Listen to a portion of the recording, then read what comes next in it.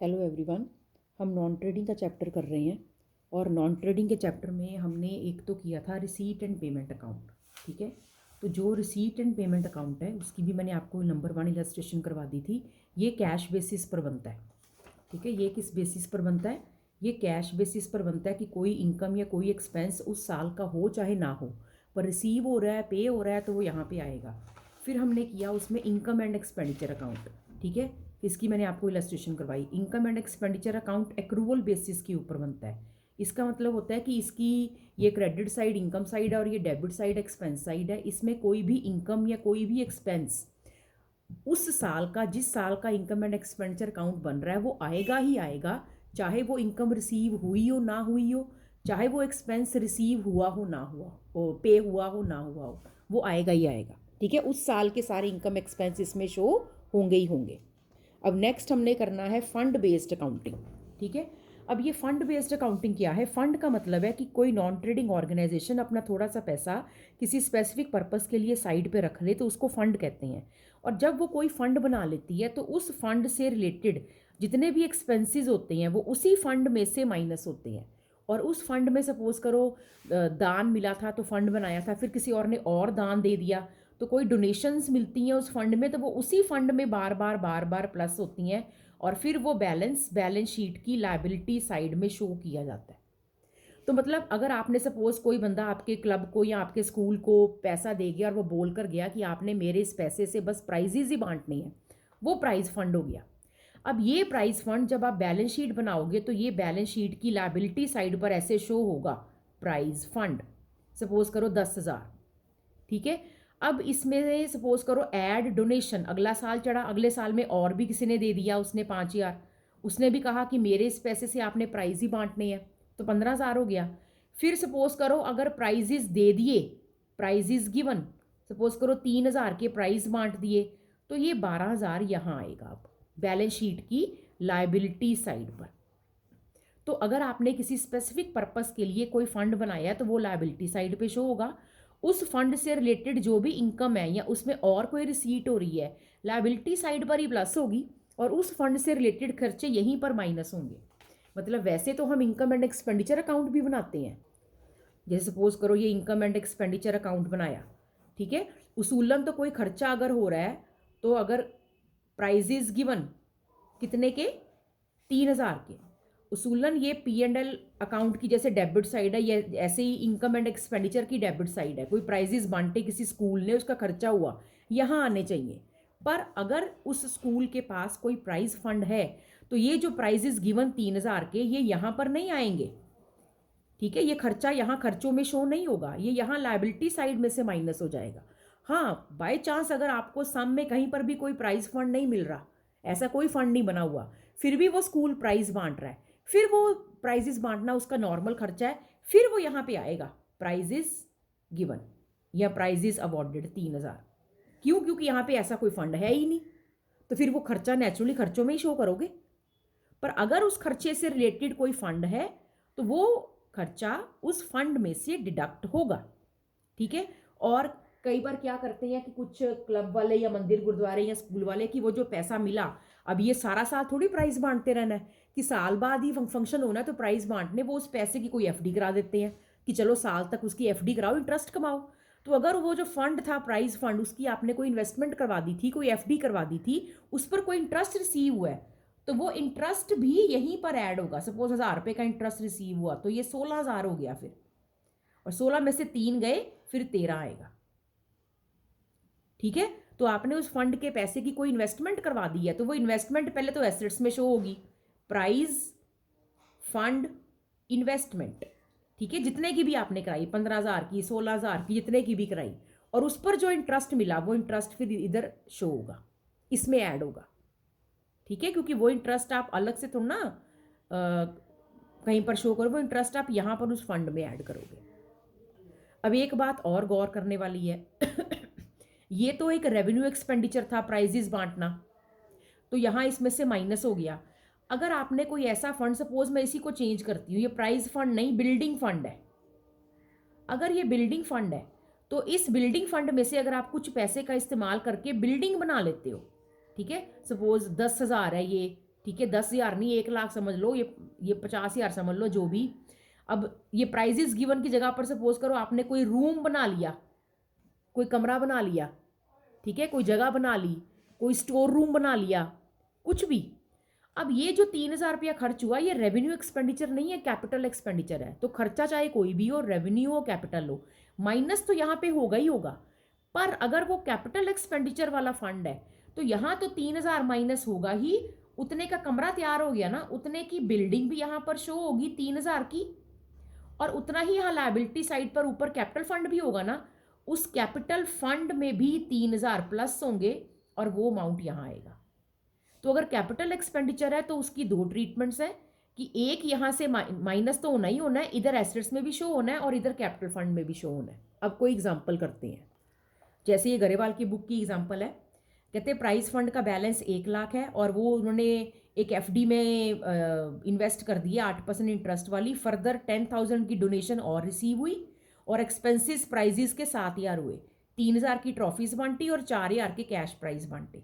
तो prize fund का opening balance 1,00,000, add donation 10,000 की और आई, उस पर इंटरेस्ट कमाया 8,000 का। ठीक है, तो ये आपने कैसे शो करना है, ऐसे आपने बैलेंस शीट बनानी है। ये आपकी बैलेंस शीट की लायबिलिटी साइड होगी, ऐसे आप शो करोगे। और यहाँ पर आप शो करोगे प्राइज फंड, और ये सारी चीज़ आप यहाँ शो करोगे। ओपनिंग बैलेंस कितना है आपका 1,00,000, एड डोनेशन कितनी 10,000, ठीक, एड इंटरेस्ट भी रिसीव हुआ ना 8% का। ये लिखा हो ना लिखा हो, इंटरेस्ट का लिखा नहीं होना जरूरी है। देखो आपको पता है एफडी पर इंटरेस्ट तो मिलना ही मिलना है, ये आपने खुद ही कैलकुलेट कर लेना है। तो 1,00,000 का 8% 8,000, ये 1,18,000 हो गया। और लेस आपने क्या करना है, जो भी आपने एक्सपेंसेस किए, इस पे एक्सपेंसेस आपने 7,000 के किए, तो ये 1,11,000 यहाँ पर बैलेंस शीट की लायबिलिटी साइड में शो होगा इस तरह। ओके, यहाँ पर शो होगा। अब इसमें एक बात और जो मैंने अभी समझाई कि बाय चांस अगर ये प्राइज फंड की जगह बिल्डिंग फंड होता और आपने कोई बिल्डिंग पर खर्चा किया तो लेस एक्सपेंडिचर ऑन बिल्डिंग, उतने की बिल्डिंग भी आप इधर एसेट्स में शो करते 7,000 की, और उतना यहां पे कैपिटल फंड का भी जो भी उसका अपना ओपनिंग बैलेंस होता उसमें आप क्या करते, ऐड करते कि ट्रांसफर फ्रॉम बिल्डिंग फंड कितना 7,000, और फिर ये अमाउंट यहां पे बाहर आता। अब इसमें एक बात समझाने वाली और है, वो क्या है कि अभी तो इसका आंसर चलो नेगेटिव पॉजिटिव आ रहा है, ठीक है। बाय चांस अगर इसका आंसर नेगेटिव आ जाए, सपोज करो कि ये लेस जो आपने एक्सपेंडिचर किए, सपोज करो कि ये आपका प्राइज फंड था और आपने इस पे खर्चे किए, ठीक है, आपने जो प्राइज बांटे, सपोज करो आपके जो प्राइजेस थे 1,18,000 है ना, 1,20,000 के आपने प्राइज बांट दिए, ठीक है। अब यहाँ पे आपने क्या करना है कि अब ये तो 2,000 नेगेटिव हो गया, आपने यहाँ पे क्या करना है, यहाँ पर आपने लिख देना नील, और यहाँ पर अगर 1,20,000 का खर्चा हुआ है, यहाँ पर तो आप मैक्सिमम 1,18,000 ही शो कर सकते हो। अब फिर बाकी 1,000 कहाँ जाएगा, जो आपने इनकम एंड एक्सपेंडिचर अकाउंट बनाया होगा उसमें आप शो करोगे टू प्राइजेस गिवन 2,000। 1,20,000 का खर्चा हुआ ना, 1,18,000 यहाँ शो करोगे और 2,000 आपके एक्सपेंसेस एक्सपेंडिचर साइड पे यहाँ पे आ जाएगा। अगर इसका आंसर नेगेटिव आ रहा है, नेचुरली 1,18,000 में से 1,20,000 माइनस करोगे तो 2,000 नेगेटिव आ रहा है, तो यहाँ पे नेगेटिव नहीं शो करना लायबिलिटी साइड पर, यहाँ पर नील लिख दो कि 1,18,000 तो फंड पूरा यूज हो गया, बाकी 2,000 के लिए मेरे पास कोई फंड नहीं था, वो 2,000 मुझे खर्चा बना के इनकम एंड एक्सपेंडिचर की डेबिट साइड पर डालना पड़ा। अब ऐसे ये देखो आपकी इलस्ट्रेशन है, ठीक है। Number 5, following items shown in the financial statements of not for how following items are shown in the financial statements. अब उसने कई बार पेपर में ये भी आ जाता है कि how these items will be shown in balance sheet या how it will be shown in income and expenditure. पर अगर वो कह रहे हैं how it will be shown in financial statements, तो आपको पता है +1 में आपने किया था फाइनेंशियल स्टेटमेंट वाला चैप्टर किया था, तो उसमें trading account, P&L account, balance sheet तीनों को ही फाइनेंशियल स्टेटमेंट्स कहते थे। तो अगर फाइनेंशियल स्टेटमेंट वर्ड लिखा है तो इसका मतलब इनकम एंड एक्सपेंडिचर में कहाँ शो करना है और बैलेंस शीट में कहाँ शो करना है, दोनों आपको बताने पड़ेंगे।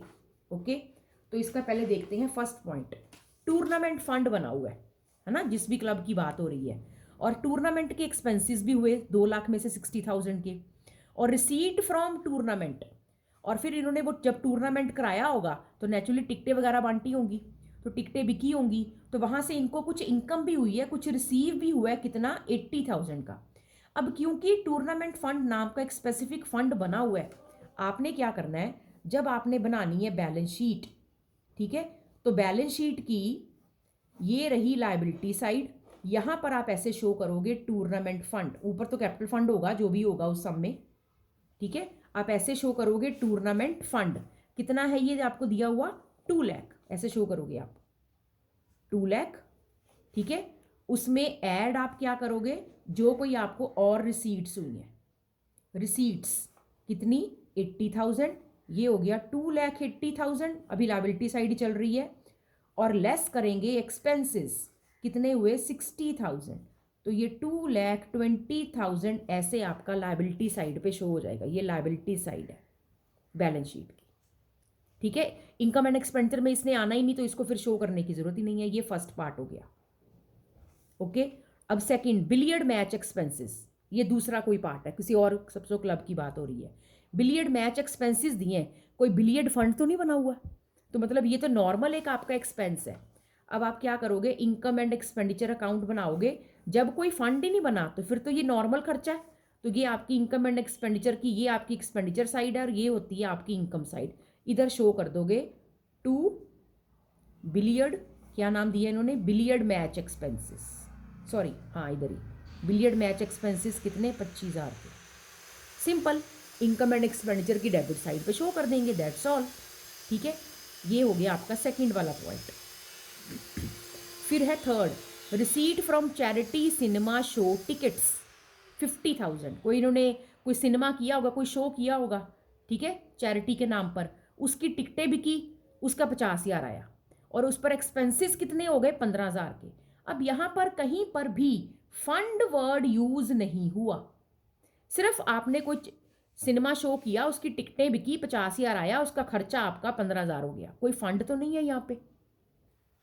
अब ये आपकी लायबिलिटी साइड पर फिर ये बैलेंस शीट में नहीं जाएगा, शो ये इनकम एंड एक्सपेंडिचर अकाउंट में ही होना है। आप इसे कैसे शो करोगे, आप लिखोगे by receipt from charity cinema show, ठीक है, कितना, टिकट्स वर्ड भी लिख सकते हो, कोई जरूरी नहीं है, 50,000 लेस एक्सपेंसेस, एक्सपेंसेस कितने हुए 15,000, ओके, तो 35,000 आपका सरप्लस बच गया, वो इधर आ गया 35,000, ठीक है। तो ये आपने ऐसे इनकम साइड पर शो कर दिया। बाय चांस ये उल्ट होता, 50,000 आपको टिकटों का रिसीव हुआ, सपोज करो कि जो खर्चा है वो आपका बाय चांस 55,000 हो जाता, तो आपको तो 5,000 कम पड़ गए, फिर आप उल्ट इधर शो करते, फिर आप एक्सपेंसेस वर्ड पहले लिखते कि expenses on cinema show less receipt, expenses 55 less receipt 50, तो फिर यहाँ पे 5 आ जाता, फिर क्योंकि खर्चा ज़्यादा हो गया ना, फिर वो एक्सपेंस साइड पे आ जाता। डिपेंड करता है कि पैसे बचे हैं कि पैसे कम पड़ गए थे, यहाँ तो बचे हैं ना कि 50 में से सिर्फ 15,000 ही खर्च हुए हैं, तो फिर ये इधर शो होगा। उल्ट होता, एक्सपेंसेस ज़्यादा होते, फिर वो इधर शो हो जाता, ठीक है। पर ये फंड नहीं है, इसलिए लायबिलिटी साइड पर नहीं जाएगा।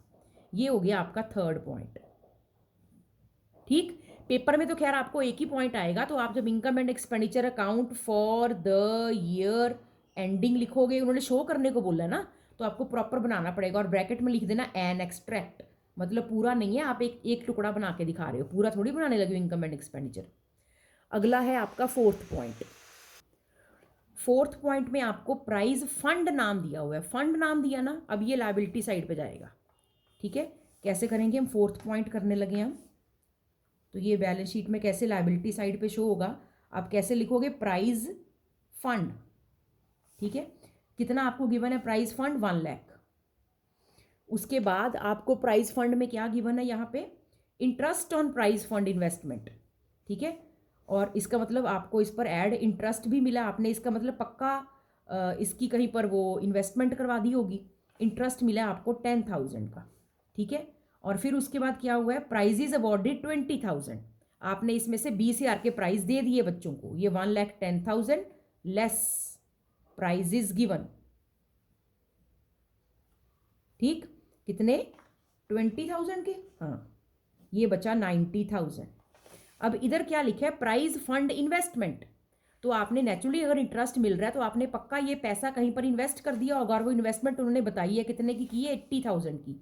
तो आप एसेट्स में शो करोगे प्राइज फंड इन्वेस्टमेंट कितनी, जितनी उन्होंने बताई है 80,000। ज़रूरी नहीं है कि सारा ही फंड हम इन्वेस्ट कर दें, बताया होगा उसमें से कितना इन्वेस्ट किया। 1 लाख का 1 लाख कर दिया होता तो 1 लाख की आती, 80,000 की तो 80,000 की, डिपेंड करता है ना। उन्होंने 20,000 खर्च कर दिया तो बाकी इन्वेस्टमेंट 80,000 की रह गई। कितने की इन्वेस्टमेंट है बताई होगी। ये हो गया आपका 4th पॉइंट। अब नेक्स्ट है आपका 5th पॉइंट। 5th पॉइंट में क्या है? प्राइज फंड 80,000 का, इसमें प्राइज फंड आपका 80,000 का है, और देखो prize fund 10% prize fund investment आपकी 80,000 की है, तो वो आप इधर एसेट्स में शो करोगे 10% प्राइज फंड इन्वेस्टमेंट। आप बेटा पीएफ वर्ड यूज़ मत करना, वो तो मैंने फटाफट जल्दबाजी में यूज़ कर लिया कि टाइम कम लगे, आपके नंबर कट जाएंगे। 10% प्राइज फंड इन्वेस्टमेंट 80,000 की। फिर है डोनेशन, इनको और मिली 12,000 की, तो ऐड हम करेंगे यहाँ पे क्या? डोनेशन, और वो कितने की? 12,000 की। फिर इन्होंने प्राइस बांट दिए 14,000 के, ये खर्चा है पहले, ठीक है। और इंटरेस्ट रिसीव किया 10% प्राइज फंड इन्वेस्टमेंट पे 4,000 का, ऐड इंटरेस्ट रिसीव्ड कितना? 4,000 का। अब सोचने वाली बात यह है कि आपको इन्वेस्टमेंट के साथ परसेंटेज दी हुई है। जब परसेंटेज दी हुई है तो आप इंटरेस्ट कैलकुलेट कर सकते हो। 80,000 की अगर इन्वेस्टमेंट है और जो कि 1 अप्रैल की पहले दिन की इन्वेस्टमेंट है, तो इसका मतलब इंटरेस्ट तो 8,000 बनता है। ये कह रही है रिसीव हुआ सिर्फ 4,000, तो बाकी 4,000 कहाँ गया? हम इनकम एंड एक्सपेंडिचर अकाउंट बना रहे हैं, एक्रूअल कंसेप्ट पे बनेगा। इंटरेस्ट मिला हो ना मिला हो, हमने तो ऐड करना है ना। एक्रूड इंटरेस्ट यानी कि नहीं भी मिला तो भी बाकी 4,000 मतलब पेंडिंग है ना आपका। तो ये मिला के टोटल आपका 1 लाख बना। इस 1 लाख में से आप लेस करो जो आपने प्राइजेस बांट दिए। 14,000 के प्राइस बांटे तो बाकी आपका फंड कितना बचा? 86,000। और ये जो 4,000 आपका इंटरेस्ट एक्रूड है, ये एसेट्स में भी तो शो होगा, accrued interest on 10% prize fund investment, क्योंकि ये आपका इंटरेस्ट अभी मिला नहीं है तो नेचुरली ये फिर आपकी एसेट होगा, एसेट्स में शो होगा, है ना। ये कौन सी साइड है? ये एसेट साइड है। पॉइंट नंबर 6 करना है अब। Expenditure on construction of Pavilion, जहाँ पे प्लेयर्स बैठते हैं, ड्यूरिंग द ईयर 6 लाख का। कंस्ट्रक्शन चल रही है, कंप्लीट नहीं हुई, और पेविलियन फंड बना हुआ है, ठीक है, 8 लाख का। मतलब 8 लाख में से 6 लाख खर्च हो गया है, और डोनेशन और रिसीव हुई है 10 लाख की। तो 8 लाख का फंड था, 10 लाख की और रिसीव हुई, 18 लाख तो हमारे पास हो गया, और 18 में से 6 खर्च हुआ है। तो पहले इसको शो करते हैं। ऊपर कैपिटल फंड की जगह छोड़ के हम पहले लिखेंगे पेविलियन फंड, ठीक है। और वो पेविलियन फंड हमारे पास कितना था? 8 लाख का, और उसमें हमने ऐड करना है जो हमें और डोनेशन मिली थी। अब देखो ये जो फंड था मेरे पास 8 का, ऐड 10, 18 हो गया। अब इसमें से लिखा है कि 6 लाख रुपया आपका पेविलियन को बनाने में खर्च हो गया। मतलब इधर पेविलियन इन प्रोग्रेस लिखा था ना, अभी चल रही है कंस्ट्रक्शन। एक तो 6 लाख की एसेट तैयार हुई। अब मैंने पहले ही बताया था प्राइस वाले एग्जांपल को बिल्डिंग फंड में कन्वर्ट करके, कि अगर तो वो नॉर्मल रेवेन्यू खर्चा है तो बस वो खर्चा यहाँ से फंड में से माइनस करो, बस कहानी खत्म, ठीक है। फिर और कुछ कहीं नहीं लिखना। पर अगर वो खर्चा करके आपकी कोई एसेट तैयार हो रही है तो एक तो एसेट्स में उस एसेट को लिखना है, और इधर आपने वो जो खर्चा हुआ आपका कैपिटल एक्सपेंडिचर हुआ वो आपने उस फंड में से माइनस करके ट्रांसफर्ड टू कैपिटल फंड में डाल देना है। और ये from capital fund transfer I 6 lakh की, तो ये टोटल आपका कितना बन जाएगा? 26 लाख। और ये 18 में से 6 गए 12 लाख। मेरी बात फिर दोबारा ध्यान से सुनो। अगर कोई ऐसा फंड है जिस फंड में से कोई एसेट कल को तैयार होनी है, तो वो जब आपको पास फंड था 8 का 10 और 18 लाख हो गया, उसमें से खर्च करके आपने एक एसेट तैयार की। सबसे पहला काम आपने क्या करना है? एसेट्स में उस एसेट को लिख देना है। उसके बाद आपने क्या करना है कि उतना खर्चा, क्योंकि वो उसमें से उतना फंड कम हो गया, वो फंड कम करके वो आपने कैपिटल फंड में ऐड भी करना है। यही अगर कोई टूर्नामेंट एक्सपेंसेस होते, कोई प्राइज फंड होता, वो तो प्राइज बांटे बच्चों के घर चले गए, वो स्कूल की एसेट थोड़ी तैयार हुई। उसमें तो बस आपने, अगर ये पी से पेविलियन की जगह पी से प्राइज फंड होता, ठीक, तो आपने बस क्या करना था? लेस प्राइजेस गिवन, ठीक है, बस माइनस किया 12 लाख, बस फिर यहाँ पे कुछ नहीं आना था। पर अगर एसेट तैयार हो रही है तो माइनस तो होना ही होना है, रेवेन्यू एक्सपेंडिचर हो कैपिटल एक्सपेंडिचर हो, बस वो ट्रीटमेंट्स माइनस के साथ साथ दो ये हो जानी है कि एक एसेट में भी शो हो जानी है और इधर कैपिटल फंड में भी प्लस हो जानी है, बस ये फ़र्क है। अब इस इलस्ट्रेशन में सिर्फ एक ही पॉइंट है जो करवाने वाला है, जो सबसे डिफरेंट लगा मुझे, ये 4th पॉइंट। कहते हैं subscription received for annual dinner, ठीक है। तो एनुअल डिनर के लिए इन्होंने पैसे मंगवाए अपने मेंबर से। Dinner to be held on 31 May 2021। अब ये देखो, ये तो 31 मार्च 2021 का बना रहे हैं हम इनकम एंड एक्सपेंडिचर और बैलेंस शीट, तो 31 मई तो मार्च के बाद की हुई, यानी कि ये नेक्स्ट ईयर की बात हो रही है। नेक्स्ट ईयर के लिए आपने सब्सक्रिप्शन रिसीव की है। अगर नेक्स्ट ईयर के लिए आपने ये सब्सक्रिप्शन रिसीव की है तो माइंड इट, जब आप इनकम एंड एक्सपेंडिचर अकाउंट बनाते हो तो यहाँ पे लिखते हो ना बाय सब्सक्रिप्शन, ये वाली सब्सक्रिप्शन फॉर एनुअल डिनर 60,000 भूल कर भी यहाँ मत लिख देना। क्यों? क्योंकि ये तो नेक्स्ट ईयर की इनकम है। इनकम एंड एक्सपेंडिचर अकाउंट का क्या रूल है कि इसमें जो भी इनकम्स आएंगी वो उस साल की होनी चाहिए, ये तो अगले साल की है, इसका पत्ता यहाँ से तो कट गया, ठीक है। फिर रिसीव तो कर ली है, अब क्या करें, खाते में तो आ गई है बिजनेस में, अब इसको कहाँ शो करें। तो जो आपने अगले साल की इनकम इस साल रिसीव कर ली, इनकम रिसीव्ड इन एडवांस, बताओ कहाँ आती है, +1 में करते आ रहे हो, इनकम रिसीव्ड इन एडवांस, अगले साल की इनकम अभी रिसीव कर ली, लायबिलिटी हुई ना। तो ये बैलेंस शीट की देखो लायबिलिटी साइड पर यहाँ लिखी है सब्सक्रिप्शन फॉर एनुअल डिनर, दिखाई दी क्या है ये, क्यों आई लायबिलिटी साइड पर, इनकम रिसीव्ड इन एडवांस है। अगली लाइन पढ़ो, मतलब यहां नहीं आएगी क्योंकि इस साल की नहीं है, ठीक है। Subscription for annual dinner yet to be received. अब इस एनुअल डिनर की कुछ सब्सक्रिप्शन ऐसी है जो कुछ लोगों ने, सारे मेंबर ने भी पैसे नहीं दिए होंगे, कुछ लोगों ने अभी भी देने हैं, तो ये मानना आउटस्टैंडिंग है, पर ये इनकम आउटस्टैंडिंग इस साल की थोड़ी है, ये तो अभी आने साल वाले साल में पहले तो ये इनकम ड्यू होगी, फिर मैं लोगों को बोलूँगी आपने नहीं दिए, ये तो हम एडवांस में कलेक्शन कर रहे थे, इसके लिए तो मैं लोगों को अभी नहीं ना कह सकती आपने क्यों नहीं दिए क्यों नहीं दिए, तो इसको मैं अपनी बुक्स में एज एसेट भी शो नहीं कर सकती, बैलेंस शीट में भी शो नहीं कर सकती। तो देखो ये 10,000 हमने कहीं पर भी शो नहीं किया, गलती से भी इसको एसेट्स में शो करने की गलती मत कर देना, इसको नहीं शो करना एसेट्स में, ठीक है। तो आउटस्टैंडिंग को भी नहीं शो करना और ये रिसीव्ड को भी नहीं शो करना, यही मैं इसकी डेट चेंज करके 31 मार्च कर दूं मई की जगह, इसकी ट्रीटमेंट चेंज हो जाएगी कि 31 मार्च की सब्सक्रिप्शन है, यहाँ पर भी आ जाएगी इनकम एंड एक्सपेंडिचर की क्रेडिट साइड में, और जो अभी yet to be received outstanding वो यहीं पर ऐड हो जाएगी, आउटस्टैंडिंग 10,000 तो यहाँ पे 70,000 70,000 आ जाएगा, सिर्फ डेट चेंज कर देने से। अब क्योंकि इस साल की नहीं है तो इस कारण इस साल की इनकम एंड एक्सपेंडिचर में भी नहीं आई, ठीक है, बल्कि ये इस साल की लायबिलिटी में आगे एडवांस में रिसीव कर ली है, और जो नहीं रिसीव की तो कोई बात नहीं, वो अभी ड्यू ही नहीं हुई, ना एक्रू हुई ना ड्यू हुई, तो कैसे शो करे, ठीक है, ड्यू ना हुई हो, क्रू तो हुई हो, क्रू भी नहीं हुई तो फिर कैसे शो कर सकते हैं। अब इस इलस्ट्रेशन में एक चीज़ और देखो, इसमें जनरल फंड है, जनरल फंड का मतलब कि ये फंड किसी स्पेसिफिक पर्पस के लिए नहीं है, पर चलो फंड तो है ना, ठीक है। तो ये जनरल फंड कहाँ पे शो हुआ, यहाँ पे लायबिलिटी साइड पे शो हुआ जनरल फंड, ठीक है। फिर जनरल फंड के पैसे को 20 लाख को क्लब ने कहीं इन्वेस्ट कर दिया, तो ये इन्वेस्टमेंट्स में आ गया, जनरल फंड इन्वेस्टमेंट 20 लाख, ये दोनों हो गई। अब ये फंड किसी स्पेसिफिक पर्पस के लिए तो है नहीं कि मैं क्या करूं, स्पेसिफिक पर्पस के लिए जो खर्चा हुआ इसी फंड में से माइनस करूं या इनकम को इसी फंड में प्लस करूं, जैसे हम बाकियों को करते हैं, उस फंड की इनकम उसी लायबिलिटी साइड पर प्लस करते हैं, ये जनरल फंड है। तो इसकी इनकम अब बैलेंस शीट में उस फंड में प्लस ना होके सिंपली इनकम एंड एक्सपेंडिचर की इनकम साइड पे आएगी, interest on general fund investment, ये देखो 2 लाख का। क्यों? क्योंकि ये जनरल फंड है, कोई स्पेसिफिक फंड नहीं है। जैसे अभी हमने पिछली इलस्ट्रेशन की प्राइज फंड था, प्राइज फंड का इंटरेस्ट हमने प्राइज फंड में ऐड किया, कोई वो फंड उसी पर्पस के लिए था, उस फंड से मिली हुई इनकम, जैसे इंटरेस्ट ये था प्राइज फंड उसी फंड में ऐड हुआ।